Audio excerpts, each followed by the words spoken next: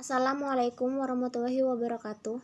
Perkenalkan, nama saya Yovani Anugrah Putri Fratiska, NIM E 2019-2220 dari kelompok 4 pemateri ketiga. Di sini saya akan menjelaskan tentang tingkat investasi dan tabungan sumber daya alam manusia. Investasi merupakan salah satu penggerak pertumbuhan ekonomi. Pada sistem perekonomian tertutup, sumber dana investasi didapat dari tabungan domestik. Sedangkan sistem perekonomian terbuka, sumber dana investasi ini diperoleh melalui pinjaman luar negeri. Pertumbuhan ekonomi biasanya selalu dikaitkan dengan iklim bisnis yang subur.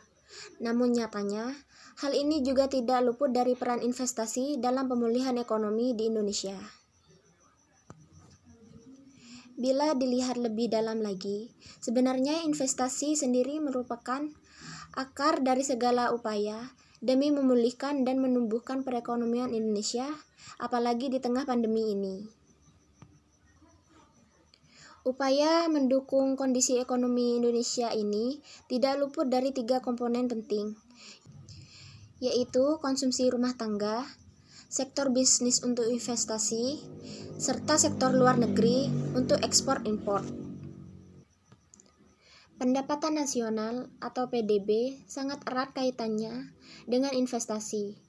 Investasi berupa penanaman modal yang meningkat akan berdampak positif pada proses produksi dalam bisnis yang semakin giat.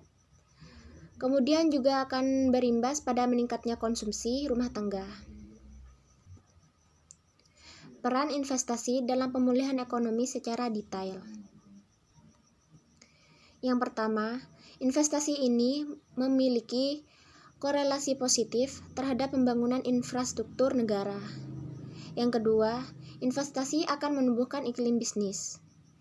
Dan yang ketiga, banyaknya bisnis yang bermunculan akan membuka lebih banyak lapangan pekerjaan, yang mana secara jelas akan mendukung pertumbuhan daya beli konsumen serta konsumsi rumah tangga.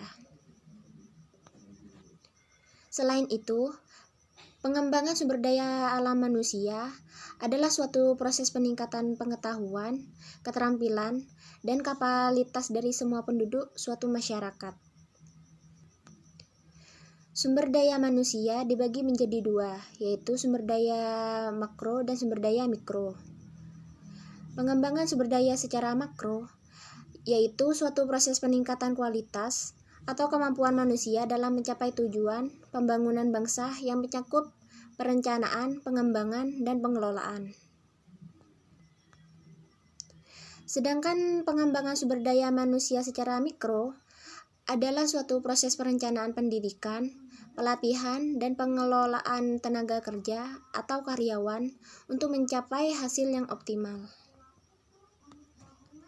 Sekian penjelasan dari saya. Bila ada salah kata, mohon maaf yang sebesar-besarnya. Wassalamualaikum warahmatullahi wabarakatuh.